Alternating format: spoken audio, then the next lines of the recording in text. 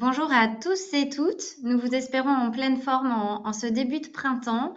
Nous sommes ravis de vous retrouver aujourd'hui en alliant nos trois expertises métiers entre O2M, DS Avocat et Altios que je représente pour vous parler de réglementations européennes que sont la CSRD et la MACF. On va décrypter tous ces termes et puis surtout on va échanger sur les opportunités que vous pouvez y déceler en anticipation à l'échelle internationale derrière ces réglementations et ne pas les subir comme des contraintes. Donc, ce sera vraiment le leitmotiv de ces échanges.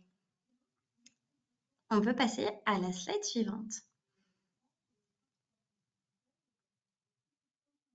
Puisque j'ai la parole, je vais me présenter brièvement. Je suis Marine Guillard, je suis directrice de projet international en alliant et en intégrant au cœur de sa stratégie internationale les enjeux environnementaux et sociétaux.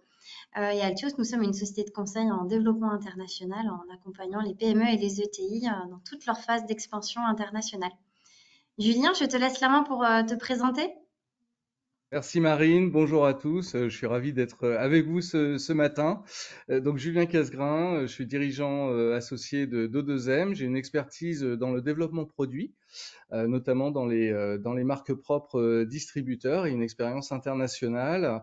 Nos sujets chez O2M depuis maintenant plus de 15 ans, c'est le développement durable au sens large et on aura l'occasion d'en parler dans quelques minutes.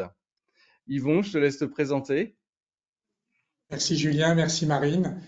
Yvon Martinet, je co-dirige avec mon associé Patricia Savin l'équipe environnement ESG du cabinet DS Avocats et nous sommes sur la CSRD sur le pont puisque nous serons auditeurs de durabilité. Nous étions OTI dans l'ancien système et je suis par ailleurs président élu. Je prendrai mes fonctions le 1er juillet du cabinet DS Avocats et du groupe DS. Merci beaucoup, Yvan. Et j'ai le plaisir d'être accompagnée de Lucie, que je te laisse te présenter.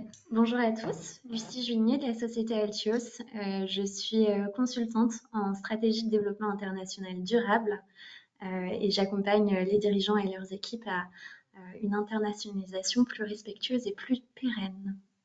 Merci beaucoup. Je vous propose qu'on rentre dans le vif du sujet. On peut passer aux slides suivantes. On va vous présenter un peu le contexte et les grands changements majeurs au niveau réglementaire, mais pas que, hein, de façon globale, auxquels on peut s'attendre sur l'année à venir et sur les années suivantes. Et Julien, je te laisse la main pour introduire en quoi les entreprises sont concernées de façon globale par la responsabilité sociétale. Tout à fait. Merci beaucoup, Marine. C'est vrai qu'on parle beaucoup de RSE, de CSRD, d'ESG. Il y a beaucoup de termes qui en ce moment sont dans les médias et globalement dans les entreprises. Pourquoi finalement la RSE concerne toutes les entreprises? C'est d'abord des questions de gestion du risque. Puisqu'on va avoir dans les prochaines années une raréfication des matières premières, on a l'ensemble de la chaîne de valeur, et j'aurai l'occasion d'en reparler un petit peu tout à l'heure, qui s'implique. Et finalement, si l'on n'est pas, au regard de la réglementation, impliqué directement, on l'est sans doute indirectement, du fait que l'entreprise se retrouve dans cette chaîne de valeur. Donc, bien sûr, et Yvon nous partagera tout à l'heure son expérience, la réglementation s'accélère. Depuis notamment l'été dernier, la directive CSRD a été retranscrite dans le droit français juste avant Noël. Donc, la taxonomie arrive, l'affichage environnemental aussi pour les produits arrive au 1er janvier 2025. Donc, toute cette accélération réglementaire va quelque part un petit peu contraindre ou obliger les entreprises à se pencher sur la question.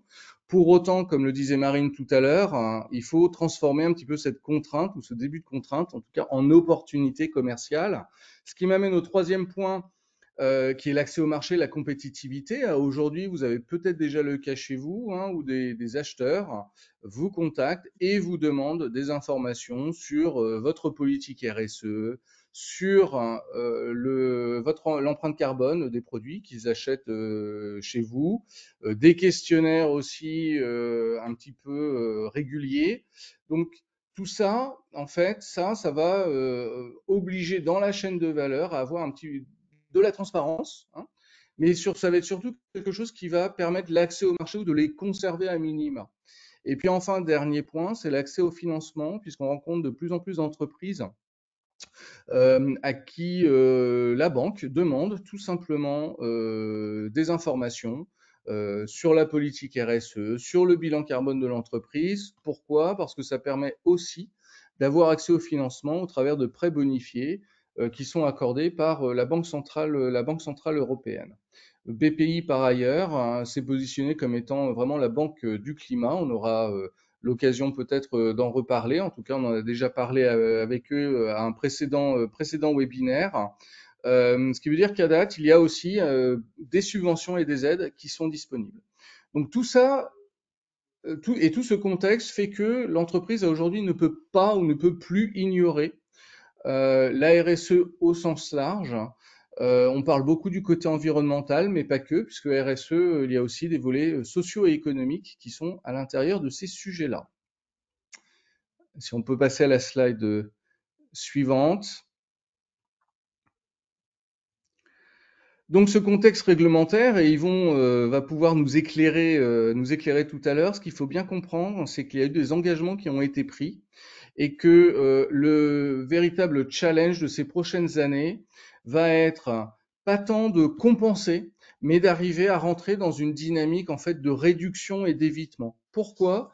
Parce que à horizon 2050, hein, et ce sont les scientifiques qui nous le disent, à horizon 2050 en fait, on aura atteint les seuils en fait de la compensation. On ne peut que anticiper, on ne peut que entamer des démarches de réduction et de rentrer dans des cercles beaucoup plus vertueux.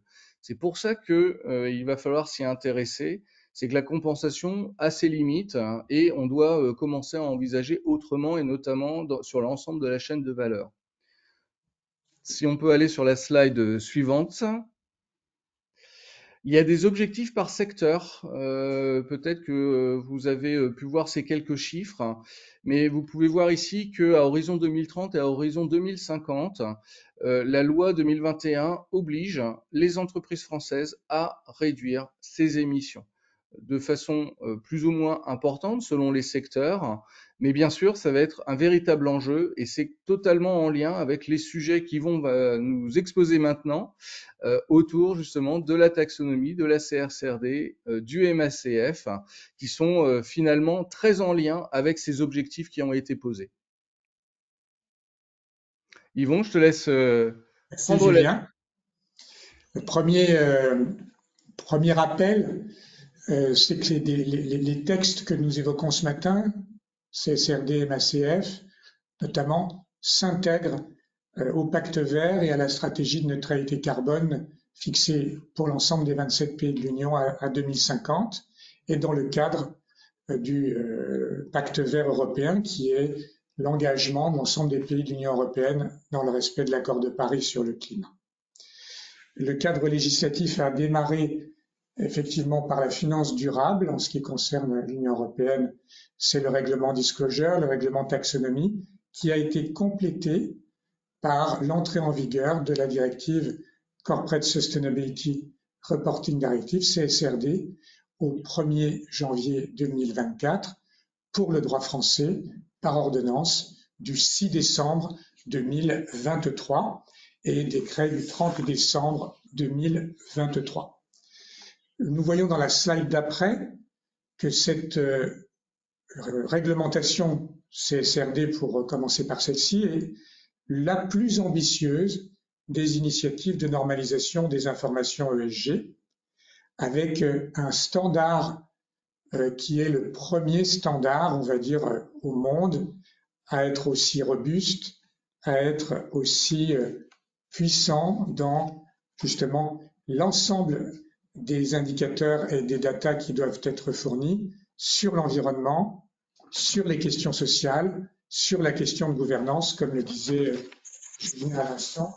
C'est un ensemble de 12 ESRS pour, encore une fois, European Reporting Standard, à la fois des ESRS transverses, 1 et 2, 5 ESRS environnement, 4 ESRS social et une ESRS gouvernance, le tout dans un reporting qui va être très robuste et très différent de ce qu'on peut voir dans d'autres juridictions dans le monde.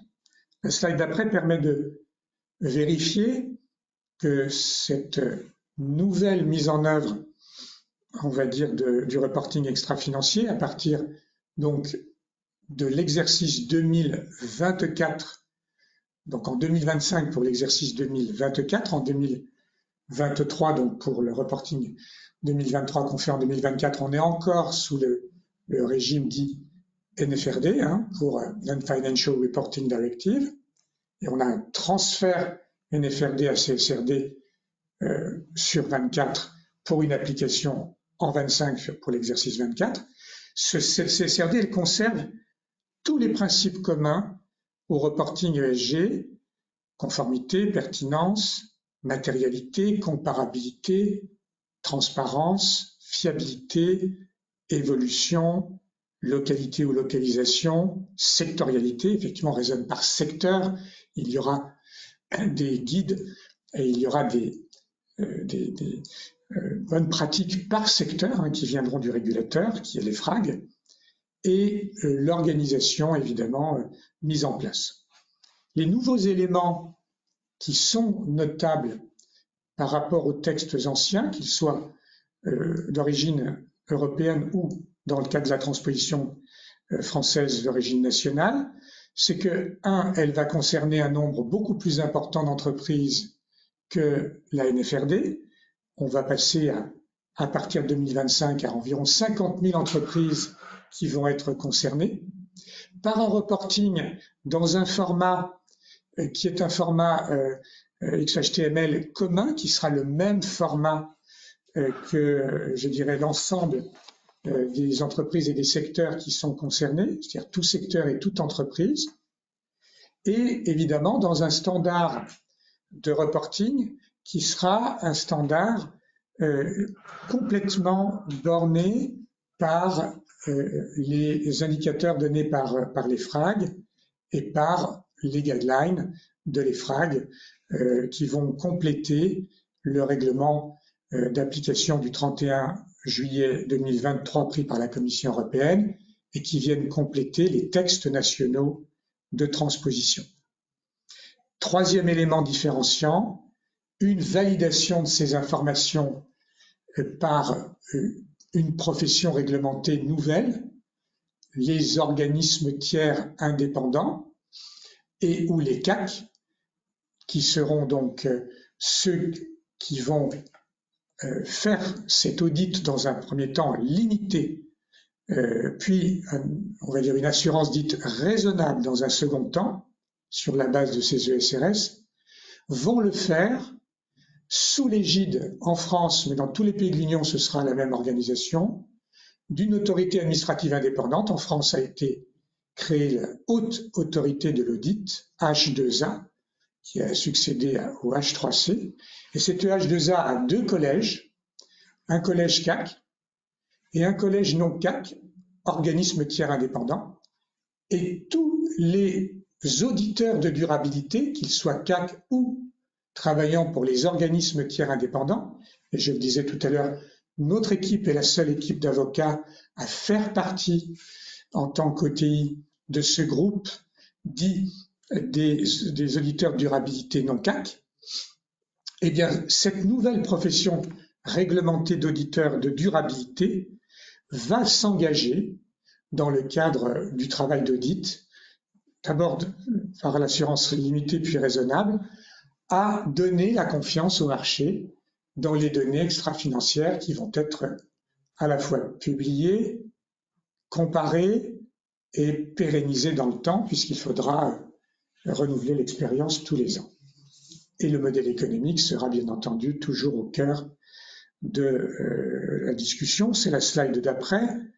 Nous avons ces premières cibles et ces premières informations qui concernent donc la gouvernance, la stratégie, la gestion des incidences, des risques et des opportunités, ce qu'on appelle les IRO, et la mesure et les objectifs. en environnement, en social, en gouvernance, sur un schéma de reporting qui est totalement standardisé pour la première fois dans le monde sur cet ensemble d'indicateurs. Et c'est plus de 1000 data qui sont requises par le régulateur EFRAG. Sur un fondamental, c'est la slide d'après, qu'on a baptisé approche holistique de la double matérialité, et ça c'est vraiment un choix européen. La double matérialité, c'est d'une part que l'entreprise, quel que soit son secteur, là nous sommes sur vraiment les ESRS transverses, doit regarder à la fois ce qu'on appelle la matérialité financière, ça c'est classique. Est-ce qu'il y a une incidence finalement des questions environnement, social, gouvernance sur le modèle économique et sur ses résultats, et donc sa pérennité financière?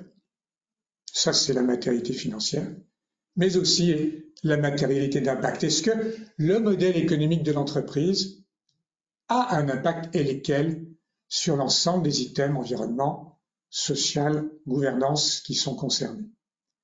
Et du coup, c'est bien ça qui fait la différence aujourd'hui dans l'approche européenne, puisque les Américains ou d'autres juridictions sont encore sur la simple matérialité financière, alors que nous avons fait le choix dès le règlement taxonomie, puis dans le cadre de la directive CSRD, de la double matérialité, c'est-à-dire de regarder l'entreprise par ses impacts sur l'environnement social et la gouvernance au même niveau que les impacts de ces points sur son modèle économique. Là, nous passons à la slide suivante, c'est un vrai sujet d'évolution. Il y a eu un lobby très fort des États-Unis, et notamment de la fondation qui porte les IFRS aux financiers, pour que sur l'extra-financier, nous ayons une approche simplement financière. Elle a été repoussée par l'Union européenne et par la Commission, et il est bien probable que cela force, l'Union européenne étant restée très forte et les États membres très forts sur ce principe, que les États-Unis viennent à terme vers la double matérialité, qui est la base du raisonnement à la fois du travail interne à l'entreprise et de l'auditeur durabilité demain. La Chine, qui est un pays, peut-être ne le savez-vous pas tous, de droit civil. La Chine a adopté le Code civil officiellement il y a maintenant 3 ans, donc qui nous ressemble beaucoup. L'Union européenne est une juridiction de droit civil, à l'exception de Malte et de l'Irlande.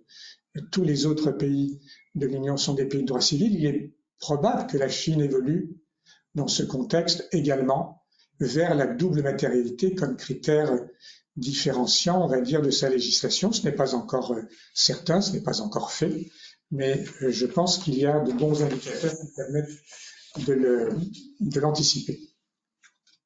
Cette approche holistique, c'est la slide d'après, elle collecte évidemment l'ensemble des informations sur la chaîne de valeur, elle collecte des informations qualitatives sur les opérations en propre, mais aussi auprès des parties prenantes internes et externes, elle classifie ces informations et enfin elle reporte sur ce schéma, on va dire, unique que j'évoquais tout à l'heure.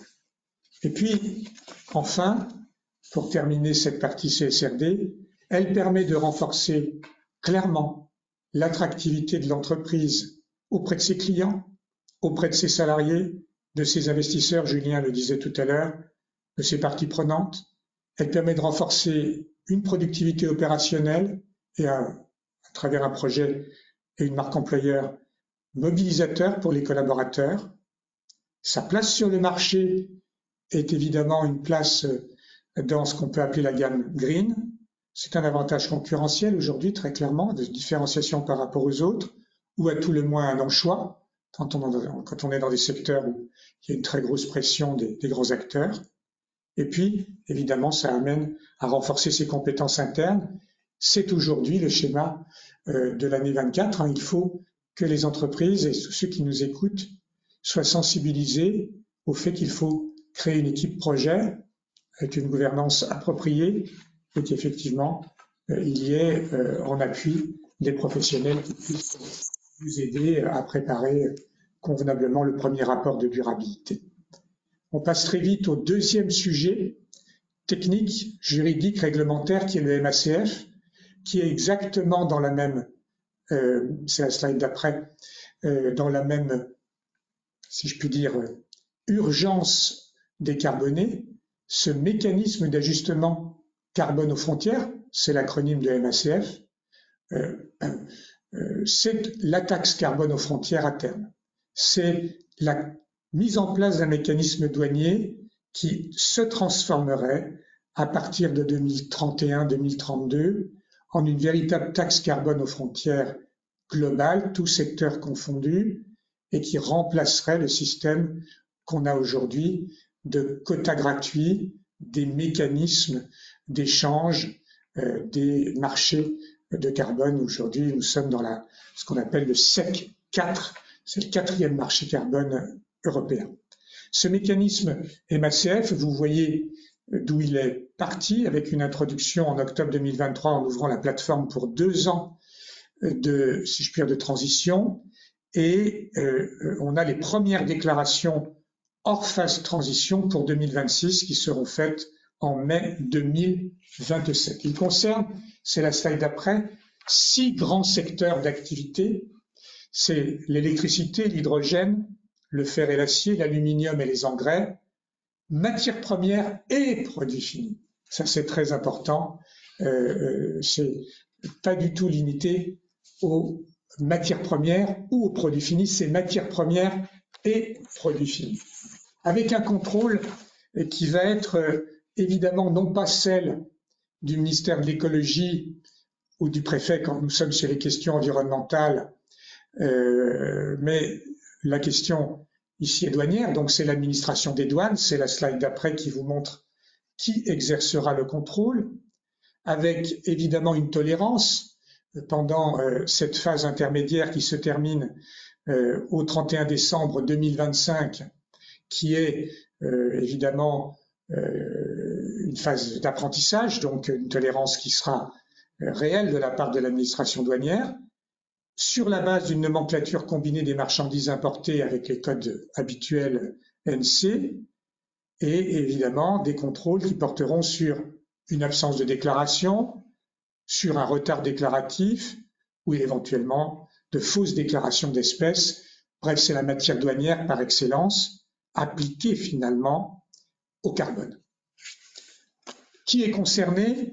Évidemment, d'abord les importateurs, c'est la slide d'après, des produits des 6 secteurs concernés dans la phase intermédiaire vers l'Union européenne et le représentant ou le représentant indirect en douane désigné par l'importateur pour évidemment opérer les formalités douanières. Directement concernés évidemment les fabricants établis en pays tiers. Donc hier nous avions une matinée entière pilotée par notre équipe Trade & Custom chez DS sur la Chine avec une quarantaine de représentants d'entreprises chinoises en Europe qui sont venus participer à ce petit séminaire MACF Chine parce qu'ils sont fabricants établis en Chine, donc pays tiers, de produits qui sont ensuite soumis au MACF européen dès maintenant. Et puis indirectement concernés, eh bien, évidemment, des industriels qui sont dans l'Union européenne et qui sont consommateurs de produits soumis au MACF et qui doivent quelque part dans le cadre du reporting CSRD déjà, et donc dans le cadre de leur chaîne de valeur déjà, faire le reporting sur la question matière, sur la partie environnement, sur l'un des 4 ou 5 ESRS environnementales. Donc ils vont intégrer finalement le reporting MACF dans un reporting préexistant ou pas, d'ailleurs CSRD, on peut très bien avoir un reporting MACF et ensuite on passe au reporting CSRD, et très indirectement concerner le consommateur final. Avec évidemment dans l'entreprise une direction RSE Impact, une direction achat, une direction des affaires douanières concernées, mais comme pour le CSRD, c'est le board, c'est la gouvernance qui en direct est concernée par ces responsabilités nouvelles, civiles, pénales, administratives, car tous ces éléments du reporting MACF doivent se retrouver dans le reporting, en tout cas d'une manière ou d'une autre, dans le reporting CSRD. Et le reporting CSRD, il est monté dans les responsabilités au niveau des dirigeants et au niveau des conseils d'administration. La to-do list, et j'en aurai terminé sur cette présentation des deux grands sujets d'actualité, CSRD et MACF. La to-do list, eh bien, évidemment, dans la phase déclarative dans laquelle nous sommes, dans cette phase transitoire, c'est anticiper en faisant un mapping des sociétés importatrices et des marchandises importées des fournisseurs. Mais comme on doit faire ça pour la CSRD sur une profondeur sur la supply chain qu'on n'a jamais connue, eh bien, on va faire les deux choses en même temps. Contractualiser, c'est évidemment tout ce qu'on appelle le management contract ou le contract management. Ça, c'est vraiment la question juridique de trouver dans les contrats les évolutions nécessaires, que ce soit les conditions générales d'achat, les conditions générales de vente, les contrats d'approvisionnement ou autres. Il faut inscrire évidemment l'entreprise au registre transitoire MACF, créer déjà un premier reporting trimestriel et d'ici au 1er janvier 2026, s'inscrire en qualité de déclarant autorisé et identifier des tiers vérificateurs agréés. Ces tiers vérificateurs agréés, ce peut être les auditeurs de durabilité, les OTI, dont je parlais tout à l'heure pour le travail CSRD. Et enfin, dernier slide, dans la phase définitive, eh bien, il faudra, après le dernier reporting du 4e trimestre 2025, en tant que déclarant MACF autorisé, cautionner les achats de certificats, identifier donc les tiers vérificateurs agréés et restituer les certificats MACF aux autorités compétentes et le tout, le traduire dans le reporting CSRD si l'entreprise y est soumise. Mais la plupart de ceux qui nous écoutez, vous y serez soumis du fait de seuils que vous connaissez et qui sont assez bas en réalité par rapport aux textes anciens. Merci de votre attention sur ces deux grands textes qui à la fois se complètent et en même temps se heurtent peut-être dans l'organisation de l'entreprise sur les priorités. Pourtant, il faut les gérer en même temps. Merci beaucoup Yvon pour ces éclairages sur ces sujets qui sont souvent complexes. Et je voudrais rebondir un petit peu sur ce que tu disais tout à l'heure. C'est que vraiment ce qui est important de comprendre, hein, c'est qu'on a besoin de raisonner sur l'ensemble de cette chaîne de valeur et à l'international également. Alors pourquoi? Et c'est un petit peu ce que j'essaie d'illustrer dans un exemple autour de l'agroalimentaire, mais en fait, le sujet est tout secteur. Si on peut passer à la slide suivante, c'est que 2 tiers en fait finalement des impacts proviennent en fait des matières. Ça c'est important à comprendre. C'est que on ne peut pas en fait ignorer notre chaîne de valeur, ne serait-ce que parce que on a besoin de comprendre d'où viennent finalement les impacts environnementaux. Et vraiment, je vous invite à avoir ces réflexions. C'est autour vraiment des matières qu'il va falloir commencer à travailler. Il va falloir donc commencer à penser aussi éco-conception, mais j'y reviendrai un petit peu plus tard. Et comme le disait Yvon par ailleurs, il y a une attente au niveau de ce reporting extra-financier avec un format. Et donc, il va falloir aussi s'outiller. Il va falloir mettre en place des outils numériques pour pouvoir calculer les choses, pour pouvoir calculer ses impacts, pour pouvoir identifier où sont ces gisements finalement et comprendre ce sur quoi l'entreprise peut jouer dans un esprit de réduction. Et cette réduction, cette décarbonation, eh bien, en fait, il faut l'articuler autour d'une stratégie. Si on regarde la base de la pyramide, bien sûr, la base de la stratégie, c'est de commencer à un angle, on va dire, organisationnel. Vous avez entendu sans doute parler des termes qui sont dans ma pyramide, hein, le bilan carbone, la trajectoire, mais ça se situe au niveau de l'organisation. Les véritables réflexions à avoir dès maintenant, c'est comment monter dans la pyramide et regarder l'ensemble du produit, de la chaîne de valeur qui va se situer en France, mais aussi à l'étranger, et de vraiment commencer à regarder ce qu'on appelle donc l'éco-conception, c'est comment est-ce que je peux finalement obtenir le même produit, toujours économiquement viable, bien sûr, mais tout en limitant les impacts environnementaux. Et c'est en regardant cette éco-conception que vous allez pouvoir vraiment rentrer dans cette chaîne de valeur qui, bien souvent, est internationale. Et Marine et Lucie vont pouvoir justement nous partager leur angle sur ce côté international. Merci beaucoup Julien, merci Yvon également. En effet, on a vu le contexte réglementaire a largement impacté les stratégies de développement international de nos clients depuis quelques années.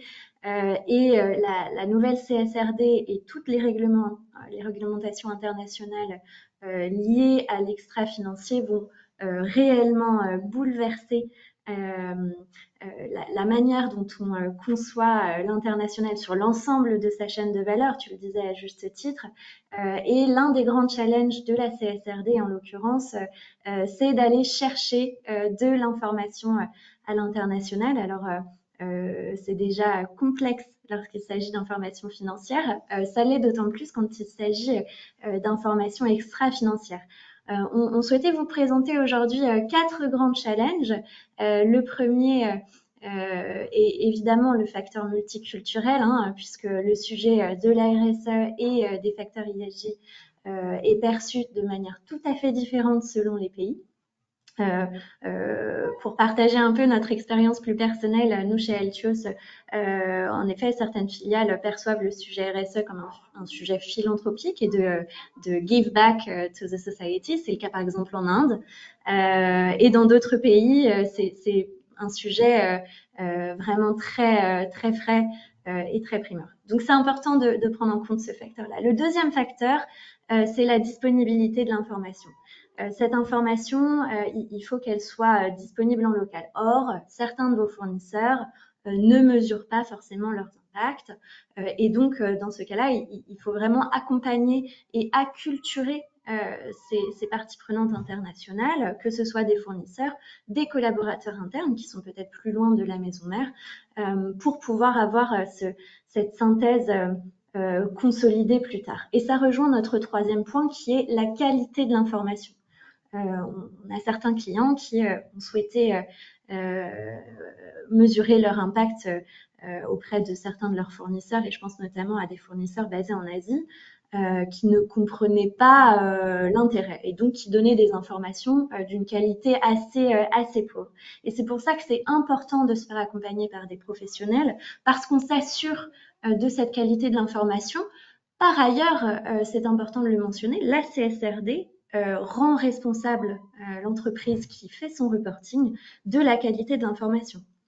Donc, il y a un enjeu qui est relativement fort là-dessus. Et puis, enfin, de manière plus globale, on a la maturité locale sur le sujet de la RSE qui permet de mieux se préparer en amont, puisque c'est un cheminement, ça n'arrive pas du jour au lendemain. Et ce qui est important, c'est d'aller regarder la perception en local, alors auprès de ces parties prenantes, mais au-delà de ça, dans le pays et la manière dont le gouvernement aborde le sujet. Ça va vous donner des indicateurs sur comment est-ce que je vais pouvoir communiquer et embarquer mes parties prenantes et potentiellement bénéficier d'incentives locales à intégrer dans ma stratégie plus globale. Donc finalement, ces questions-là, elles soulèvent la question majeure qui est comment répondre à ces difficultés opérationnelles. Et on souhaitait vous l'illustrer avec la slide suivante sur l'exemple du carbone, puisque c'est un indicateur qui est assez universel aujourd'hui. Alors bien entendu, il n'y a pas que le carbone dans la vie, mais étant un indicateur assez généraliste, on pense que c'est important de vous en parler. Donc, en effet, le carbone, par exemple, est un sujet qui a émergé depuis des années, qui s'est renforcé avec les accords de Paris. et donc qui engage les organismes, pas seulement les entreprises, à réduire ces émissions carbone. Pour ça, il faut évidemment chiffrer, prioriser et répartir ces actions, mais c'est un facteur clé à intégrer dans sa stratégie internationale, et c'est donc le second point si l'animation arrive. En fait, ce n'est pas un sujet opérationnel, c'est un sujet stratégique, puisque c'est un nouveau facteur de décision et donc qui va impacter la stratégie de son entreprise de manière transversale. En particulier sa stratégie internationale, puisque les chaînes de valeur sont aujourd'hui toutes interconnectées. Et donc, in fine, c'est un vrai sujet de transformation de l'entreprise, et c'est ce qu'on va essayer de vous présenter avec des exemples concrets dans la slide juste après. Et c'est vraiment, merci beaucoup Lucie, c'est vraiment l'opportunité de la CSRD, c'est d'intégrer ces enjeux de triple comptabilité sur lesquels ils vont à beaucoup zoomer dans sa stratégie d'entreprise pour en faire un facteur de différenciation, de pérennité, de résilience de son modèle d'affaires. Et ce qu'on vous propose dans cette slide, c'est que comme le disait Lucie, l'exemple du carbone montre qu'il est à la fois stratégique et opérationnel et qu'il est clé de se saisir de cette opportunité réglementaire. Je pense qu'on peut vraiment qualifier la CSRD et le MACF d'opportunité réglementaire pour établir cette stratégie qui va rendre vos entreprises différenciantes, résilientes et qui va pérenniser votre modèle d'affaires, et ce de façon globale. Là, on voulait vous partager un outil qu'on peut qualifier entre guillemets de la pyramide de l'international durable, et on voulait vous le proposer de le prendre un peu vers l'inverse. Parce que bien souvent, nous les dirigeants qu'on accompagne vont plutôt se dire « Ok, je suis concerné par la CSRD, le MACF à plus ou moins moyen terme, de façon directe ou indirecte, comme l'a très bien expliqué Yvon, et on va plutôt démarrer par l'opérationnel, par se dire comment je vais répondre à ces contraintes réglementaires dans une logique de conformité. » Nous, ce qu'on vous propose, c'est d'inverser cette pyramide et de commencer par la vision. C'est de se dire, OK, grâce à cette opportunité réglementaire, comment je peux repenser, et c'est vraiment l'occasion de le faire, mon cap stratégique à 5, 10, 15 ans, en fonction de votre modèle d'affaires, en fonction de si vous produisez des produits ou des services, et de l'aligner avec ces enjeux de durabilité, environnementaux, sociétaux et de gouvernance. C'est vraiment travailler sa vision long terme. Qui va découler ensuite sur l'étape assez logique et la raison d'être, votre pourquoi votre entreprise existe, quelle est votre utilité sociale, votre utilité environnementale, quel est votre cœur de mission. Et c'est aussi hyper fondamental, et on le voit vraiment dans les entreprises qui se mettent en transition, en transformation parmi les sociétés qu'on accompagne, de façon alignée avec qui l'on est intrinsèquement, son ADN et ses valeurs d'entreprise. Ce qui fait qu'on peut découler sur la phase stratégique, de travailler sur ces piliers stratégiques, sur ces différenciations. Lucie, Yvon, vous l'avez dit, le carbone et les autres facteurs peuvent vraiment créer des nouveaux facteurs de compétitivité pour vos entreprises et vos organisations, qui fait qu'on peut vraiment intégrer de façon sereine et de façon durable, dans tous les sens du terme, les enjeux environnementaux et sociétaux au cœur de sa stratégie internationale. Et qu'on en arrive enfin, vu qu'on a cette vision très très clair, à des nouveaux leviers de performance globale qui se déclinent en actions opérationnelles court, moyen ou long terme. Et un axe qui est important, c'est d'anticiper les moyens humains et les moyens financiers que vont requérir toute la conduite de ces actions opérationnelles, et qui vont vous permettre, Yvon, tu l'as un petit peu dit, d'aller mesurer les impacts positifs à l'échelle environnementale et à l'échelle sociale, et de minimiser tous vos impacts négatifs, et ce, encore une fois, sur l'ensemble de la chaîne de valeur.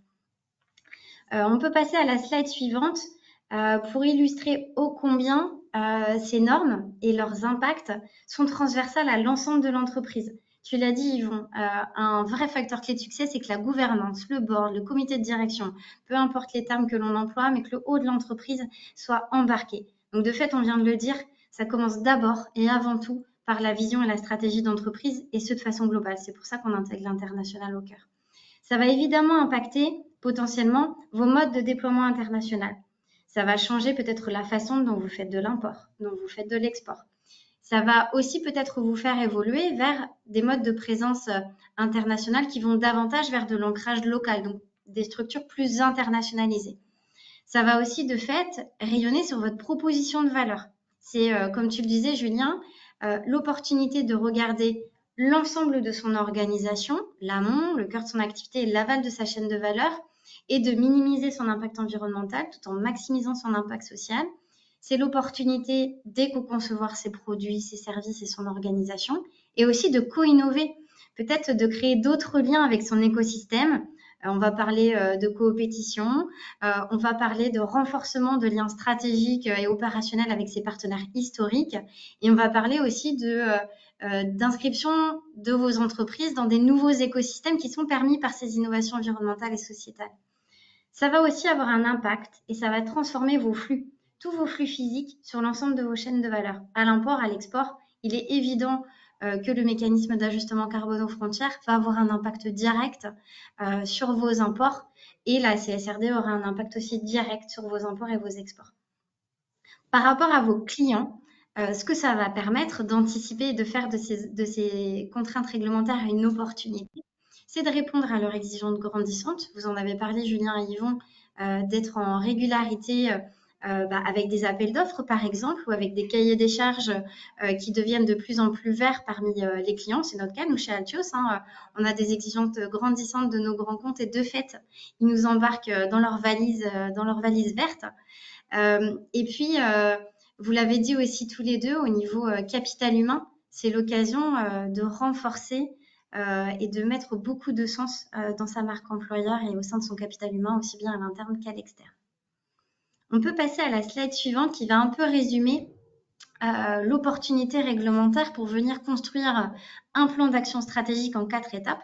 Le premier, on l'a tous répété, je pense, à plusieurs échelles, c'est de sensibiliser et d'acculturer l'ensemble de vos parties prenantes internes et externes, parce que quand demain vous avez des filiales, des présences à l'international directes ou indirectes, vous allez demander à vos parties prenantes de vous fournir de la donnée, comme l'a stipulé Lucie. Un des facteurs clés de succès, c'est que ces personnes qui sont impliquées de façon directe dans votre reporting CSRD, elles comprennent pourquoi elles vont chercher cette donnée. Et c'est vraiment de se baser sur cette stratégie des alliés pour faciliter et rendre impactant ce reporting de durabilité. Évidemment, de fait, grâce à ça, vous embarquerez vos parties prenantes et vous les accompagnerez dans la durée. Bien sûr, vous irez mesurer vos impacts, et on l'a assez martelé, je pense, sur l'ensemble de votre chaîne de valeur, qui vous permettra, et ça c'est la dernière étape, de construire votre plan d'action et de mesurer les gains écologiques et aussi économiques qui ressortent de cette démarche-là. Donc ça permet, on s'en rend compte, ces opportunités réglementaires, de redéfinir sa stratégie internationale à l'aune de ces enjeux environnementaux et sociétaux, d'identifier des victoires rapides, d'anticiper les transformations de son modèle d'affaires, de projeter et de pérenniser son entreprise dans une logique long terme. Et c'est particulièrement le cas, on le voit beaucoup notamment dans les entreprises familiales, dans les entreprises qui ont un ADN et des valeurs très fortes. C'est aussi l'opportunité d'éco-concevoir son offre, son entreprise, de co-innover, d'adapter sa supply chain sur l'ensemble de sa chaîne de valeur internationale, d'établir des nouvelles alliances stratégiques hyper vertueuses dans tous les sens du terme, et puis de redéfinir, de repenser vos modes de présence internationale actuels et futurs en intégrant au cœur de votre présence internationale ces enjeux de durabilité. Et puis, bien sûr, c'est toujours plus confortable quand on anticipe ces barrières à l'entrée plutôt que quand on les subit de plein fouet et un petit peu à la dernière minute. Oui, absolument. Et si je peux ajouter un dernier mot sur cette slide, les entreprises à succès de demain seront celles qui ont bien évidemment intégré ces facteurs et anticipé cette transformation. On en discutait en privé avec Yvon, mais c'est une réelle transformation, c'est inédit. Et donc, saisissez cette opportunité puisque c'en est une comme rarement observée dans le paysage juridique. Et on peut passer à la dernière slide qui, pour les plus fidèles à nos webinaires que l'on a déjà menés sur ce sujet, présente un cas d'entreprise qui transforme son modèle d'affaires à horizon 10 ans, eu égard à ces enjeux environnementaux et sociétaux. Là, on voulait vous présenter d'une façon un petit peu différente. vous dire que c'est un exemple qui démontre ô combien il est clé de mettre un peu de science et de la mesure d'impact concrète et de la rationalité dans sa stratégie pour aller prendre des décisions éclairées à la lumière du facteur carbone, à la lumière d'impacts sociétaux. On voulait aussi vous passer le message que, Yvon l'a dit, il y a plus de 1000 indicateurs dans la CSRD. Donc, de façon pragmatique, avec vos réalités d'entreprise, il est important de faire des choix parce que à horizon 2025 ou 2026, quand vous serez concerné de façon directe ou indirecte par ces réglementations, on ne peut pas être au niveau maximum de compliance dès le début. Et puis, c'est aussi de se dire, on est fidèle à qui l'on est, on est fidèle à nos choix stratégiques. Et cette entreprise dont on vous partageait le cas d'école, qui est une entreprise agroalimentaire qui a fait le choix stratégique et ambitieux de passer d'un modèle export classique à un modèle internationalisé, elle le fait sur la base de 2 critères qui sont fondamentaux pour elle. Le premier, c'est la réduction de son empreinte carbone de façon globale, et ce, sur l'ensemble de sa chaîne de valeur, ce qui l'a conduit à passer de cette stratégie export à ces stratégies de hub régionales. Et c'est aussi et surtout, et c'est peut-être le plus important, qu'elle est fidèle à ses valeurs et à son ADN d'entreprise et qu'elle veut créer de l'impact social au plus près de là où sont consommés ses produits. Donc, elle a vraiment fait ce double choix stratégique, carbone et impact sociétal local. Et puis le reste des autres critères, l'impact sur la biodiversité, d'autres impacts sociétaux, évidemment, elle les prend en compte, mais de façon moins urgente ou moins prioritaire dans son plan d'action. Voilà. Donc le message, c'est vraiment de vous dire, faites des choix en conscience avec qui vous êtes et en ayant toujours en tête l'alliance des 3 P de la RSE, People, Planet et Profit, qu'il ne faut évidemment pas occulter. On voulait enfin vous partager sur la dernière slide, pour ceux et celles que ça peut intéresser, la série de webinaires que l'on avait déjà menés sur le sujet, qui sont accessibles sur notre page YouTube côté Altios et puis sur la plateforme BPI Université. Et puis vous partager nos prochains événements.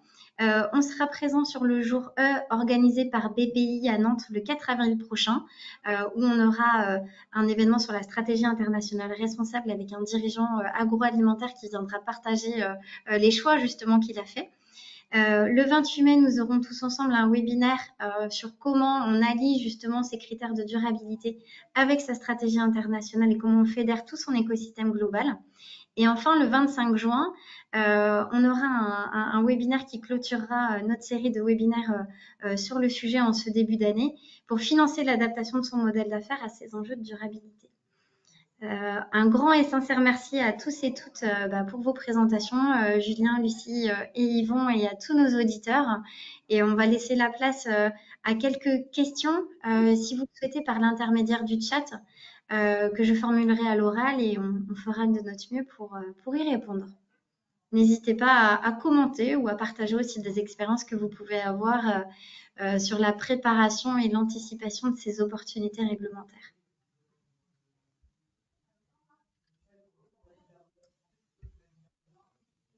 On constate qu'il n'y a pas de questions dans le chat. J'imagine peut-être qu'on a été très clair et assez pragmatique. Je vais peut-être vous laisser un mot de la fin, Yvon et Julien, si vous le souhaitez. Alors voilà, je voulais ajouter deux choses pensant anticiper les questions, mais qui sont importantes.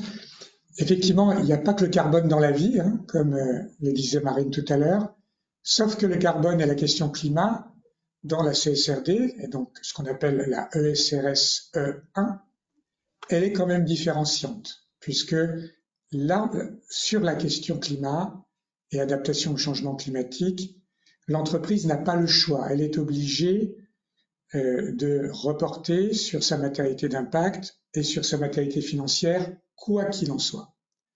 C'est effectivement sur les autres ESRS, notamment le SRS 4 biodiversité ou économie circulaire 5 ou O3 ou E2 sur la question pollution, que l'entreprise peut éventuellement justifier que le sujet n'est pas matériel soit en matérialité d'impact, soit en matérialité financière. Donc, la question climat et carbone est quand même encore traitée à part dans CSRD, même si il n'y a pas que le carbone dans la vie. Et la deuxième chose, évidemment, c'est la question du périmètre qui n'a pas arrêté de changer. C'est pour ça que je n'avais pas voulu mettre dans la slide la question du périmètre, puisque ça a encore évolué. Et donc, nous sommes sur la question du périmètre. Aujourd'hui, sur un bilan total de 20, donc il y a deux des trois seuils suivants, hein, un bilan total de 25 millions d'euros, un chiffre d'affaires net de 50 millions d'euros et ou un nombre moyen de salariés employés au cours de l'exercice de 250. J'ai dit que ça n'a pas arrêté d'évoluer parce que c'était des chiffres qui étaient plus bas encore il y a quelques mois. Et donc, voilà, pression sur la Commission européenne, sur certains États membres. On a élevé un petit peu les seuils et donc le périmètre par définition. Mais vous voyez, c'est des seuils, quand il y en a deux des trois, qui sont relativement bas hein, et très facilement accessibles, on va dire. Donc, on est vraiment sur une dimension d'entreprise concernée qui est très importante, tous secteurs confondus, sachant que on vient donc d'avoir la publication en février de 3 guides par l'EFRAG, notamment un guide sur la question de la chaîne de valeur, et que nous aurons des guides sectoriels pour un reporting sectoriel un peu différencié. On va retrouver sans doute les secteurs MACF, hein, les 6 secteurs de la période de transition, MACF, à partir du mois de juin. Et donc cette veille que nous faisons en tant que, évidemment, avocats spécialisés et futurs auditeurs de durabilité, j'invite tous ceux qui nous écoutent à la faire parce qu'il y a énormément, on va dire, d'éléments qui vont venir incrémenter le dossier technique et de droit substantiel, on va dire, dans les semaines et mois qui viennent. Merci, merci Yvon. Peut-être de mon côté, j'inviterai vraiment tout le monde à calculer vraiment les choses, hein. Souvent sur nos sujets, ça peut être contre-intuitif. Alors bien sûr, il peut y avoir le sujet de l'énergie, le sujet des transports, d'autres sujets en fait qui sont plutôt, on va dire, visibles. Mais pour autant, si on veut vraiment trouver les meilleurs gisements de décarbonation, si on veut vraiment essayer d'adresser l'ensemble de la chaîne de valeur, il faut vraiment calculer les choses pour identifier les victoires rapides, pour identifier vraiment les grands postes hein, d'impact environnementaux et surtout voilà ne pas assumer en tout cas prendre des partis pris, ça se calcule, c'est vraiment important pour cette identification. Merci beaucoup, Julien. C'est en effet mettre un peu de chance dans un monde qui peut être parfois lié à des croyances contre-intuitives, comme tu l'as dit. Et pour le mot de la fin, c'est d'anticiper au maximum pour faire de ces réglementations une vraie opportunité et qui est vraiment l'occasion de repenser sa stratégie globale à l'aune des enjeux environnementaux et sociétaux. Voilà. Un grand merci à tous et à toutes pour vos participations, votre écoute. On vous souhaite une très belle journée printanière et à très bientôt sur le sujet de l'international responsable. Merci beaucoup. À Bonne tous. journée. Bonne journée. Au revoir. Au revoir. Au revoir. Au revoir.